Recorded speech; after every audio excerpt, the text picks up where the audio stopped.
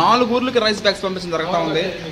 రెండు కర్ణాటక బొమ్మసంద్ర, అదేవిధంగా గుల్బర్గ, తర్వాత తెలంగాణలో ఉన్నటువంటి అమీర్పేటకి, అదేవిధంగా మియాపూర్, మొత్తం 4 ఊర్లకి ఈరోజు రైస్ బ్యాగ్స్ పంపించడం జరుగుతూ ఉంది.